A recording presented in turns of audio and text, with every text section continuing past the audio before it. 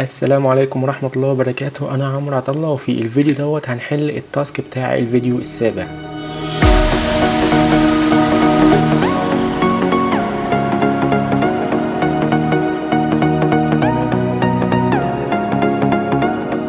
الفيديو دوت عبارة عن ان احنا هنطبق على كل اللي احنا اتعلمناه في الرسمة بتاعة التاسك بتاعة المرة اللي فاتت. طبعا احنا مش ما يهمناش بس ان احنا نتعلم الادوات والتولز والبرنامج، لا احنا يهمنا ان احنا نعرف ازاي نستخدم الحاجات دي بطريقة صحيحة، وازاي ان احنا نجمع كل اللي احنا اتعلمناه دوت والحاجات اللي احنا بنتعلمها دايما نجمعها عشان نقدر بعد كده لما نيجي نستخدمها باقل مجهود ونوصل للتصميم اللي احنا عايزينه في اسرع وقت. فان شاء الله في الفيديو دوت احنا هنرسم الرسمة بتاعة التاسك بتاعة الفيديو السابع واحده واحده خطوه بخطوه، بحيث ان احنا نتغلب على اي مشكله واجهتنا. يلا بينا نبدا. اول حاجه ببص لها في الرسمه بتاعتي انا عايز ابدا ارتب افكاري. فانا ارتب افكاري ازاي؟ احنا من الاول بنبص للرسمه. انا هنا لسه في مرحله ان انا بقلد الحاجات، انا لسه بشوف حاجه واقلدها، لسه ما وصلش مرحله ان انا هبتكر اشكال من دماغي. فدي احنا هنوصل لها بعدين، بس دلوقتي احنا عايزين نتمكن من الادوات بتاعتنا. اول ما ببص الرسمه كده انا طبيعي ببدا التصميم بتاعي من ورا لقدام، يعني من اللير اللي ورا خالص لغايه اطلع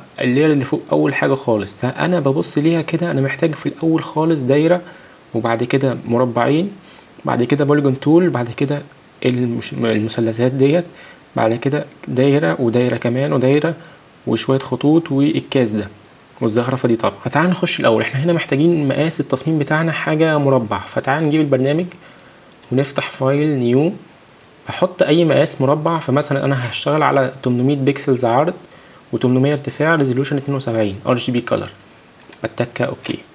محتاج ان انا ارسم دايره معايا، فانا هجيب الاليبس تول. تمام. الدايره هنا لبني والستروك بتاعها كحلي، فهجيب الاليبس تول الفيل كلر اختار لبني والستروك كحلي، وهاجي هرسم دايره بان انا بدوس شيفت واشد كده. طبعا الستروك هنا مش باين معايا لان السيكنس بتاعه صغير، فانا ازود السيكنس بتاعه كده شويه. جميل. وهكبر الدايره وانا دايس شيفت كده، كبر شويه كمان. جميل كده انا عملت الدايره بتاعتي. محتاج ايه؟ محتاج الاول المربعين دولت الحمر دول، فانا هجيب البوليجون الريكتانجل تول عادي، هاجي هرسم مربع، بدوس شيفت برضو عشان انا محتاج حاجه مربع. هغير الفيل كلر بتاعه، هخليه احمر ده مثلا، والستروك كان ايه؟ ستروك برضو نفس اللون الكحلي ده. هنا الستروك بتاعي كبير شويه، فانا محتاج اقلل الستروك، هخليه 10 مثلا. جميل، حلو، 10 مناسب جدا. هخلي ده كمان 10 كده. تمام. محتاج ده بقى دلوقتي ان انا اخلي السنتر بتاع المربع ده هو السنتر بتاع الدايره، فانا هختار المربع والدايره وانا واقف على الموف تول، هعمل لهم الاين بان انا هلاين فيرتيكال سنتر والاين هوريزونتال سنتر كده، الاتنين بقوا على نفس السنتر. عايز اكبر المربع شويه، هاجي هنا كده هختار شو ترانسفورم كنترولز، عايز اكبره وهو على نفس السنتر يعني ما يتحركش من مكانه، فانا هدوس شيفت والت والتكه واشد من الكورنر كده بالشكل ده كده. كده انا رسمت اول واحد، محتاج واحد تاني وملفوف جاي لافف، اعمل له روتيشن زاويه 45 درجه. فانا هعمل من ده كوبي تاني، ان انا محتاج كنترول جي، هعمل منه دوبليكيت نسخه تانية، وهعمل لها روتيشن كده. هاجي هقف على الكورنر لغايه لما السهم يتحول معايا ربع دايره، وهدوس شيفت عشان يحافظ على الانتظام 45 درجه واسيب. تمام. في حاجه هنا عندي بقى ظهرت، المشكله اللي كنا بنقول عليها في مشاكل هتواجهك في التصميم، منها ان في هنا الخطوط دي دايره على الخطوط اللي وراها. ازاي؟ ان هنا في الخطوط دي متداخله في بعض هنا في التصميم، في هنا ناقص خط هنا وخط هنا وخط هنا وخط هنا. فدول اجي افكر فيها كده بمنطق، يعني ازاي ممكن اخلي فيه الخطوط دي تظهر من غير ما اتعب نفسي او اضيع وقت كتير. ففي ناس هتفكر هتقول ان انا هجيب اللاين تول وهرسم خطوط هنا كده، هزود الخط ده كده وازود الخط ده كده وازود الخط كده. طيب ليه تتعب نفسك وانت عندك اصلا الخطوط دي مرسومه تحت من المربع اللي تحت اللي هو المربع ده؟ انا اوريدي عندي اصلا الخطوط ديت في الاستروك بتاعت المربع اللي تحت. طيب ايه يعني إيه يحصل ايه لو احنا كررنا المربع اللي تحت دوت وحطيناه فوق؟ تعال نشوف كده. هعمل نسخه من المربع اللي تحت ده، نسخه تانية كوبي تاني، فهتكه كنترول جي عليه، عمل لي نسخه. هطلع النسخه دي كده فوق. تمام. يعني المشكله كده اتزادت اكتر، ان انا الخطوط دي ظهرت بس دي اختفت. طيب احنا كنا محتاجين اصلا، احنا عملنا النسخه دي ليه؟ اللي احنا زودناها دي ليه؟ عشان انا محتاج منها الخطوط بس، الخطوط بس اللي هي الستروك بس. انا محتاج الستروك بتاع الشكل ده، الشيب ده بس. فانا هلغي الفيل كلر، يعني انا مش محتاج اللون الاحمر ده، انا محتاج الخطوط بس. فلما باجي هنا اجيب الريكتانجل تول تاني وهاجي هلغي الفيل كلر، ان انا هتاكا نو كلر كده، حصل ايه؟ هو لغالي لغالي الفيل كلر كده. انا بقى عندي بس شكل الخطوط بس اللي بره، فدي الخطوط بتاعتي بس. تمام. كده انا حطيت الخطوط من غير اي مجهود كتير، يعني مجرد بس ان انا كررت اللير تاني وما ضيعتش وقت ولا مجهود ولا عملت اي حاجه. تمام. تعال نعمل بقى الزخرفه بتاعتنا اللي بره ديت عشان نبقى خلصنا الجزء اللي بره ده. الزخرفه دي بتتعمل من الكاستوم شيب زي ما قلنا، فانا هجيب كاستوم شيب كده، وهي موجوده هنا هتلاقيها عندك. لو مش موجوده احنا قلنا بتفتح الترس ده وتتك على كلمه اول، بعد كده اوكي، فهتلاقيه ظهر لك كل الشيبز دي كلها. هتلاقي الرسمه بتاعت الزخرفه دي هنا كده. تمام. وهتيجي ترسم حاجه كده وانت دايس شيفت. طبعا انت بتدوس شيفت في اي حاجه عشان تطلع معاك بقى بعدها منتظمه. انا محتاج فيل كلر ليها بس، فانا هلغي الستروك وهشغل الفيل كلر بلون ابيض كده. تمام. لو تبص على التصميم بتاعك ده، هو التصميم ده فيه سيمترية. يعني ايه؟ يعني هو النص اليمين هو نص الشمال، والنص اللي فوق هو النص اللي تحت. فانت اكنك في الحاجة دي معمول لها ميرور. فانت لو بصيت على الشكل ده كده، انت ممكن تستغل السيمترية دي في ايه؟ ان انت تعمل حاجة مرة واحدة وتكررها كذا مرة. منها مثلا ان احنا هنحط الشكل بتاعنا هنا ونكرره في كل الجوانب دي. فتعال نحط الشكل بتاعنا ده كده هنا كده، نصغره شوية. اوكي. هنعمل زوم بان انا بتك الت وبسكرول بالماوس لقدام بالبكره بتاعه الماوس، زوم اوت بسكرول بالبكره بتاعه الماوس لورا. تمام. عايز اتحرك في التصميم بدوس مسطره والتك واشد بيجيب لي علامه الايد، بتك على مسطره والتك واشد بيجيب لي علامه الايد. فانا ايدي على المسطره والالت زوم ان واتحرك. هلف دي كده روتيشن 30 درجه واحطها في مكانها هنا. جميل جدا. محتاج منها نسخة تانية، فانا هدوس كنترول جي وهجيبها هنا كده روتيشن كمان 30 درجة.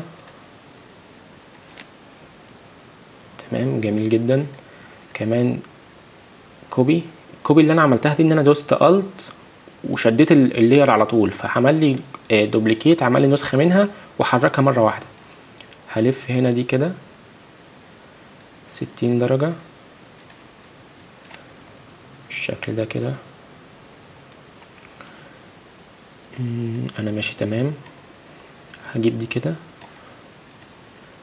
هلفها برضو 30 درجة، احطها هنا كده زي الفل. حلو. انا عملت الاربعة دولت. ممكن بدل ما اعمل الاربعة دول تاني واحدة واحدة، انا ممكن اختار كل الاربعة اللي انا عملتهم. تمام. هحطهم في جروب ان انا بتك كنترول جي. تمام. واقوم عامل لهم كوبي منهم، بتك الت واشد اللير، والمرة دي هعمل لهم روتيشن كده واقوم جايبهم هنا كده بالمنظر ده. اختصرت وقت ومجهود بشكل جميل جدا. يعني انا لو انا فاهم انا بعمل ايه، هتلاقي نفسك انت كده لوحدك عمال يعني بتتمزج وانت شغال يعني. ها نخش على اللي جوه بقى.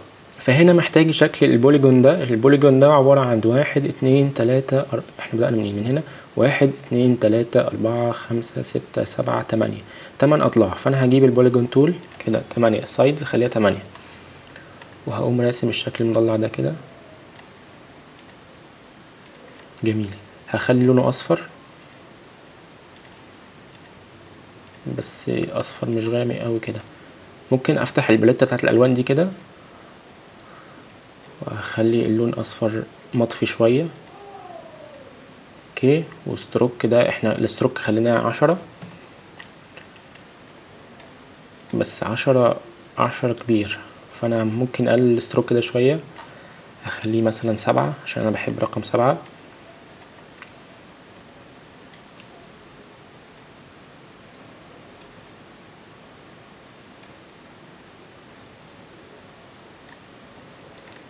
طبعا انا لو محتاج السنتر بتاع البوليجون ده، شكل البوليجون ده يبقى في السنتر بتاع الدايرة، فانا بختار البوليجون والإليبس اللي هي الدايرة واعمل لهم الاين، فبيبقوا الاتنين على نفس السنتر. هكبر بس البوليجون ده شوية، مش كتير كده،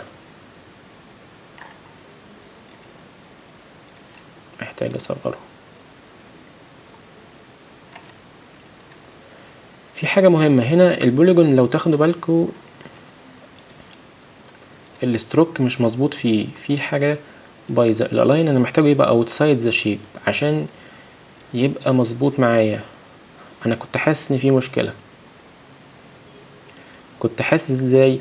تعال نشوف. قبل كده كنت حاسس ان في حاجة البوليجون داخل لجوه، مش الستروك مش طالع لبره، مش شارب زي الشكل ده هنا كده.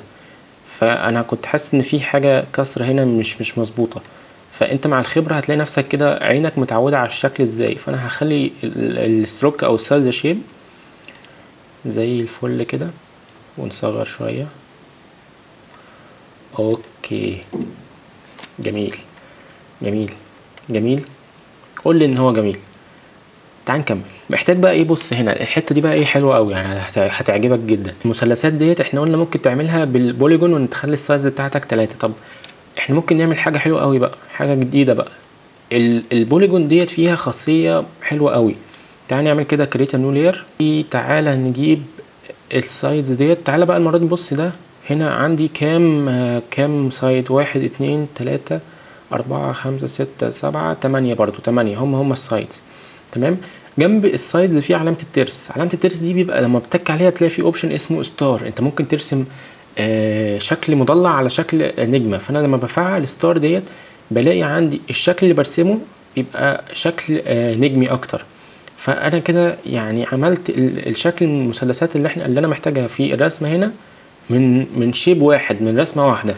فانا كنت عايزك ان انت تغلط فيها عشان دي هتحس تقول ياه، يعني هي الحركه دي بتتعمل بدي بس، وانا كنت عمال ارسم في مثلثات واضيع وقت ومجهود.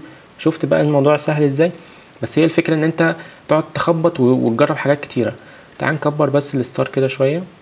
الستار كان لونها ايه؟ الستروك كحلي وهي لونها ابيض، فانا هخلي الفيل كلر ابيض والستروك كحلي، ونخلي سيكنس 7 والستروك هنخليه اوتسايد ذا شيب.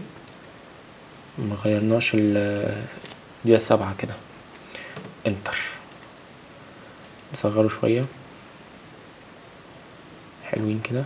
طبعا لو هي كده مش الايند على نفس السنتر، فانا بختار الدايرة تعتبر الريفرنس بتاعي وخليتهم الايند. فوقيها بقى في دايرة تانية، فانا بدل ما اعمل دايرة من جديد وكده ممكن اعمل دوبليكيت للدايرة دي. كنترول جي، هشدها اطلعها فوق خالص كده واصغرها بس، اند فوالا. اوكي كده جميل. تعال نصغر بس الستروك، هنخليه 6. تمام. محتاجين ايه؟ محتاجين دايرة تانية بس اللون اللي جوه لبني اكتر، لبني فاتح اكتر. فانا هعمل دوبليكيت للدايرة دي. كنترول جي، اصغرها كده صح. في الكالر هختار اللبني الاكتر ده كده. تمام. طبعا الالوان مش ستاندرد، انت بتختار الحاجات، يعني مش لازم تعمل نفس اللون بالظبط، يعني احنا بنتعلم بس الرسم دلوقتي. محتاج بقى اعمل دايرة تانية اللي هي التالتة ديت، هي دي 1 2 3. في دايرة تالتة اللي هي الفوق دي. تمام. فانا عملت دوبليكيت وهصغر بقى المرة دي اصغر منهم هما التلاتة كده. جميل. هكبر التلاتة مع بعض، هختار التلاتة واتك عليهم واكبرهم التلاتة مع بعض كده. جميل. في حاجة بقى، الخطوط دي بتتعمل ازاي؟ لو فكرت فيها كده، الخط ده هو مكمل الناحية التانية، والخط ده هو الناحيه التانية، وده هو الناحيه التانية. فاحنا قلنا الشكل ده فيه سيمتريه، فانت بتستغل السيمتريه دي. فلو جيت بصيت فيها فكرت فيها كده، هو الخط دوت ده خط واحد، يعني مش ده خط وده خط لوحده، ده لير وده لير لوحده، لا ده الاتنين دولت مكملين مع بعض، يعني ده لير واحد، كذلك ده لير واحد.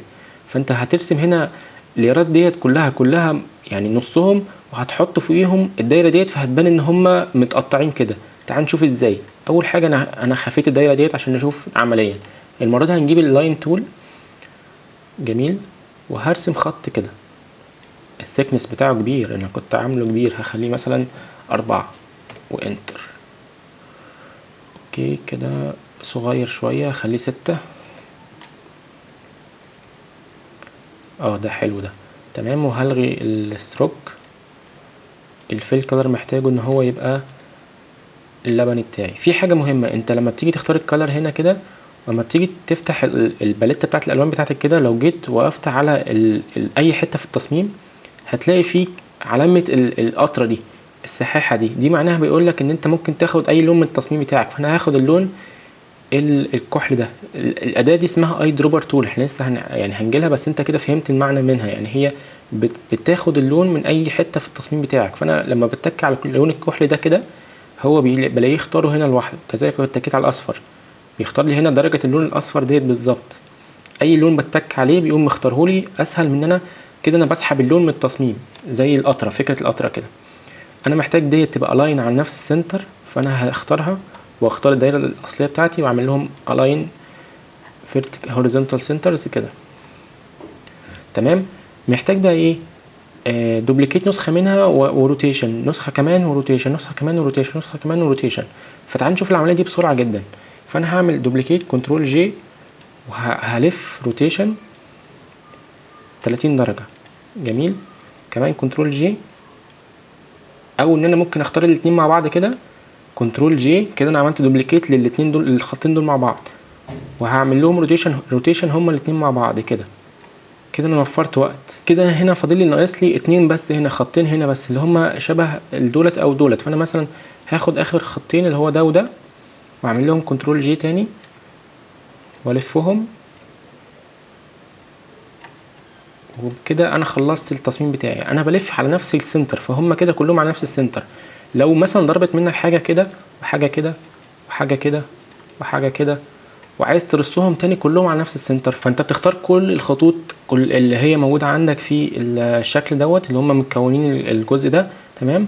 وبتعمل لهم الاين فيرتيكال سنتر وهوريزونتال سنترز، على طول بتلاقيهم اترصوا مع بعض في السنتر. لو هم مش مرصوصين مع الدايره، يعني مثلا هم كده لقيتهم اترصوا كده بعيد عن السنتر بتاع الدايره، انت عايز تخليهم يترصوا مع الدايره اللي هم الاصليه اللي هي اللي احنا قلنا الريفرنس بتاعك. فانت هتختارهم وتختار الدايره وتعمل لهم الاين، هتلاقيهم اتحطوا في السنتر بتوع الدايره. دلوقتي هتحط كل الخطوط ديت معاك في جروب، عشان احنا قلنا جروب بينظم لك الشكل وتلاقيهم عندك منتظمين كده، تمام. والدايره اللي احنا رسمناها ديت هنحطها فوقيهم كلهم بالشكل ده كده. انا عملت شكل الخطوط بتاعتي اللي هي اللي احنا عملناها ديت. عرفنا بتتعمل ازاي بسرعه جدا وسهوله جدا. تعال نكبر دي بس سنه كده صغيره كده. انا فاضل لي ايه بقى؟ الكاس بس، وابقى خلصت التصميم بتاعي. فانا هروح على الكاستوم شيبس، هجيب صورة الكاس بتاعي وهقوم رسمه كده. هلغي الستروك، انا مش محتاجه بستروك، وهخلي الفيل كلر بتاعه اللي هو لون الستروك دوت. انا بختار بالاي دروبر تول واحطه في النص.